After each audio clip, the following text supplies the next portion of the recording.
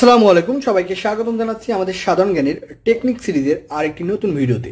তো আজকে আমরা আলোচনা করব সাংহাই সহযোগিতা সংস্থা নিয়ে, যাকে সংক্ষেপে বলা হয় এসসিও।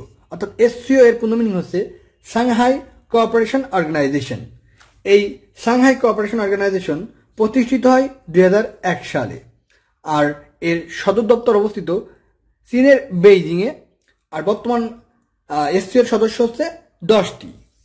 1996 সালে সাংহাই 5 নামে এই সংস্থার যাত্রা শুরু হয় এবং 2001 সালে যখন উজবেকিস্তান যোগদান করে তখন এর নাম সাংহাই 6 করা হয়। বর্তমানে এর নাম হচ্ছে সাংহাই সহযোগিতা সংস্থা।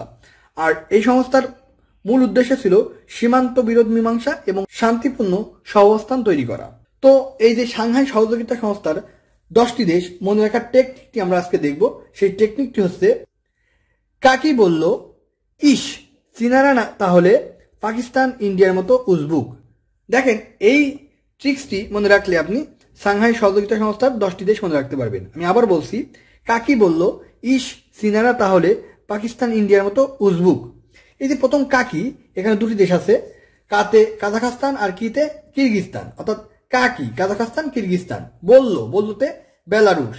ইস্তে ইরান, চীনাতে চীন এবং চীনারা রাশিয়া এবং বোঝা যাচ্ছে পাকিস্তান, তাহলে তাজিকিস্তান। এই যে তাহলে আসবে তাজিকিস্তান, আর ইন্ডিয়া মানে ভারত, আর উজবেক থেকে আসছে উজবেকিস্তান।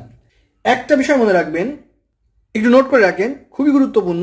মধ্য এশিয়ার দেশ কিন্তু এসসিওর সদস্য নয়, একটি দেশ, সেটি হচ্ছে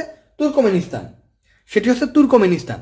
তো আমি আবারও বলছি, সাংহাই সহযোগিতা সংস্থার 10টি দেশ মনে রাখার টেকনিক, কাকি বলল ইস, চীনারা তাহলে পাকিস্তান ইন্ডিয়ার মতো উজবুক। তো এই টেকনিকটির মাধ্যমে আপনি 10টি দেশ মনে রাখতে পারবেন। সো এই ছিল আমাদের টেকনিক সিরিজের আরেকটি নতুন ভিডিও।